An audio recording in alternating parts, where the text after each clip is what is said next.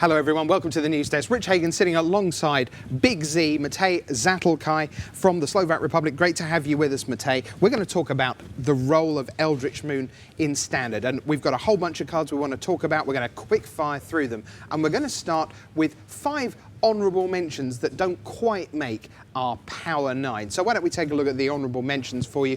So we've got 5 on the screen there. We've got Murder in black, Grapple with the Past, we've seen that all over the top 8. Wretched Griff, a mighty card indeed. Lashweed Lurker, more Emerge. And then the humble but fine Gnarlwood Drive. What stands out to you there, Matej? I think the first 2 cards stand out. Murder is a very nice reprint. It was there previously. And with the Elder Deep Fiend making waves throughout the tournament, having an instant speed answer to such a big monster is very important. But I think the best card out of this was definitely Grapple with the Past. It enabled lots of new decks because before they had to rely on just Gather the Pack, maybe Vessel of Nascency, and suddenly Grapple with the Past enabled them to get more cards in the graveyard, return the key pieces that they couldn't have before, and that just enabled all the Rug Emerge deck, 4-color Emerge deck. Even we played in our John Delirium deck that we did so well with. Did you identify Grapple very early in the testing process? Is like, this is clearly a card we can do stuff with? It was played in both decks that we brought to this tournament, and we felt it was one of the best cards in the new set.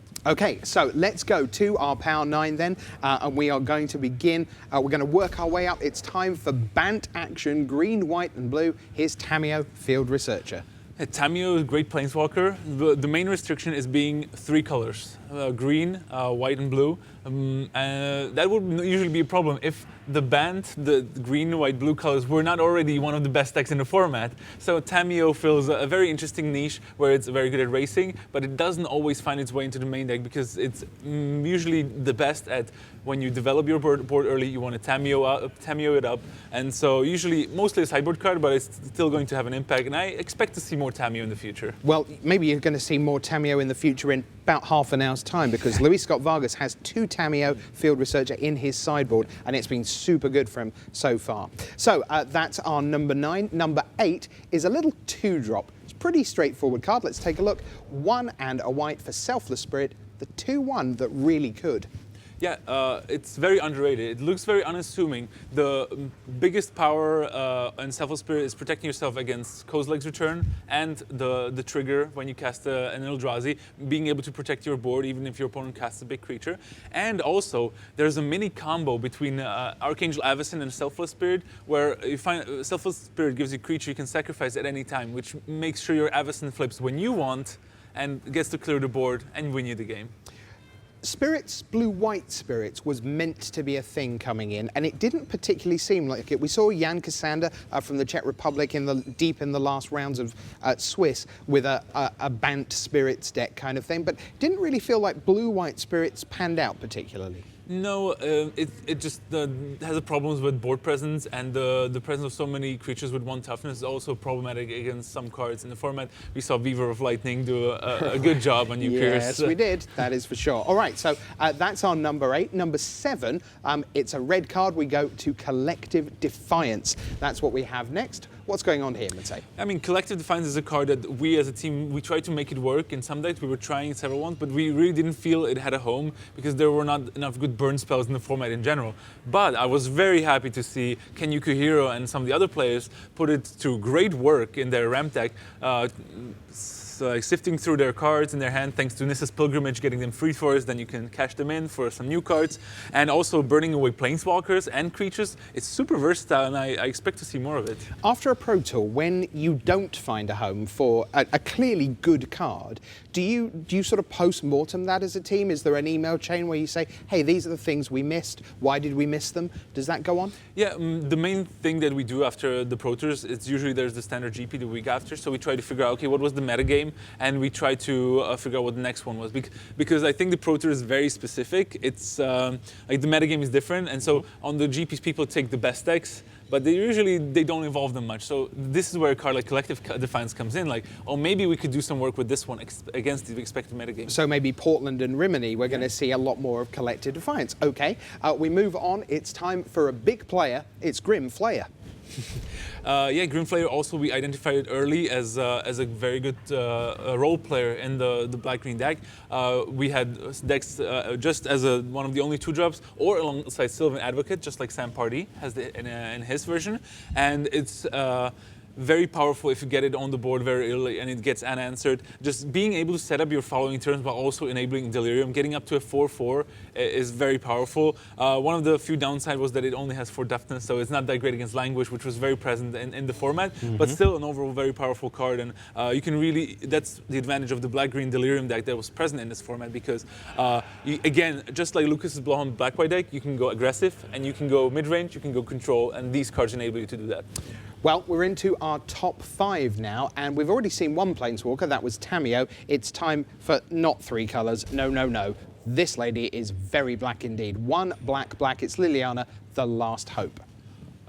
For us, again, one of the cards that we wanted to build around. We felt Liliana is very powerful, and among those emerge decks that were present, we felt we wanted to be black because of Liliana, because it just gives you that extra late game power while also slowing down the early game, being able to kill creatures. And as you mentioned, like why Blue-White Spirits was not popular, Liliana is just such a powerful card that we expected there to be a lot of it, and Blue-White Spirits is very soft to Liliana. Yeah, and fantastic to see the emblem come out during the top 8 in the quarterfinals. Zombies absolutely running around everywhere was great stuff to see. All right, up to number 4, and it's time for a bit of squid. No, it's not squid, it's octopus. It's Elder Deep Fiend. Let's take a look. I call it the Elder Deep Fiend Time Walk because I've lost quite a few matches in this tournament where my opponent just played a turn 3 Prized Amalgam or Return to Haunted Dead and just time walked me on my turn, tapping all my lands while developing his board with a 5/6 creatures. Very strong in these sort of value decks with the Amalgam, but also through a Pilgrim's Eye, through a Matter Reshaper. The tempo advantage you get is huge if you tap their land, and it also enables you to win the game by tapping all the blockers and just swinging in. And yeah, it just triggers Kozilek's Return, which is also incredible. Right, it's a super exciting card for sure. So that's Elder Deep Fiend. We're into our top 3, and to be honest, I thought our next card might be our number 1. Certainly the buzz coming in was that Spell Queller was just going to be everywhere. Now, partly that was a thinking about it is a spirit, it's blue-white, so when that went away, that sort of lessened its impact. But Spell Queller is still a tremendous card, Matej. I believe Spell Queller is the card that influenced the format the most at the beginning. Even though it wasn't played as much, it really changed the way people were building decks. Suddenly, 5 casting cost cards were much better because they couldn't be countered by Spell Queller. Okay. A lot of cards which are bad against Spell Queller, some things like Magmatic Insight, Tormenting Voice, are suddenly a little worse.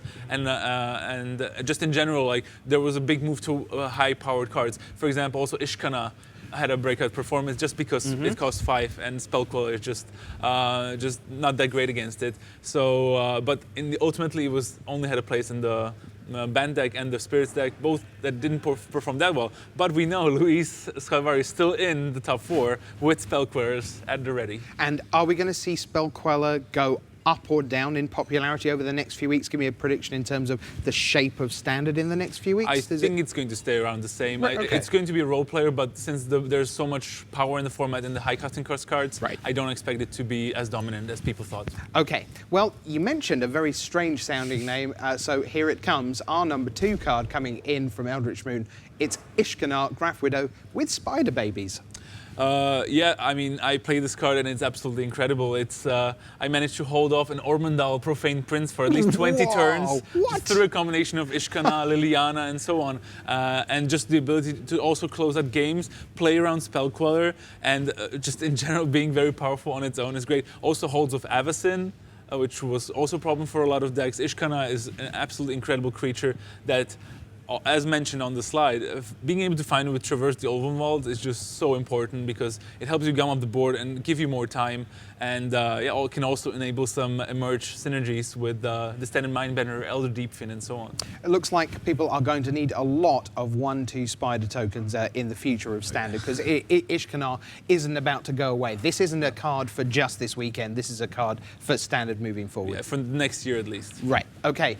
Well, we went through Tamiyo, Selfless Spirit, Collected Defiance, Grim Flayer, Liliana, Elder Deep Fiend, Spell Queller, and Ashkani. Well, we've got to get out of this feature somehow. What's the promised end? It's Emeril. Here it comes. She comes. Yeah. Biggest, baddest, meanest Eldrazi on the block for this tournament.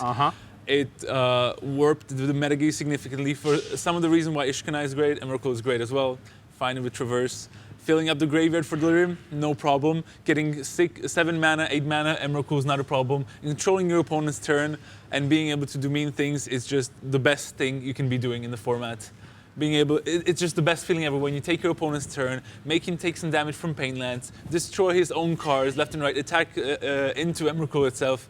It's great and it fills so many roles.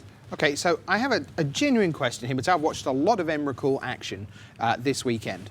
It's 13-13. Okay, that's one. That sounds like a game winner. Yeah. Flying, that makes it sound like even more of a game winner. The protection from instants, yeah, that's another big plus. The trample, another huge plus. The take a turn, another huge plus. We're at 5. 5 great reasons why that card just wins. How is it that we are seeing so many games where Emeril number 1 is not sufficient. Emeril number 2 is sometimes not sufficient. We saw Owen Turtenwald cast 4 of them before finally he got across the finish line. How have they built the set so that it is possible for something that great to not necessarily just make everyone shuffle up their permanents? The thing is that there's still decent enough answers for Emeril. There's good sorceries, even an enchantment, the Stasis Snare, you can nab it, Blighted Fan, To the Slaughter. There's still some way, and it made these cards better because of Emeril. Suddenly, they didn't see that much play before, but now, like, oh, Emeril is a big thing, and like, okay, he might take my turn, but okay, I'll just kill it at the end of his turn and before he takes mine. And just overall, it changed also how people played. If you expect your opponent to have Emeril, you try to play out your hand as much as possible. Maybe sometimes even killing your own creature before your opponent gets the chance to destroy a better one. So that's why some decks are running 2, 3 Emerils, because like you want to be sure like you'll win the game eventually. And after a couple of those turns, yeah. And also, thanks to Emeril, we've seen some great top decks. Because take your turn, do nasty stuff, okay, go, and then, oh, look, now I get to do my stuff. Yeah, it's been absolutely phenomenal. It will not surprise you to know that Emeril, the Promised End, is our number 1 card in Standard coming out of Eldritch Moon. And yesterday you can go and check out our look at Limited for Eldritch Moon, but for now, that's the world of EMN Standard Spotlight.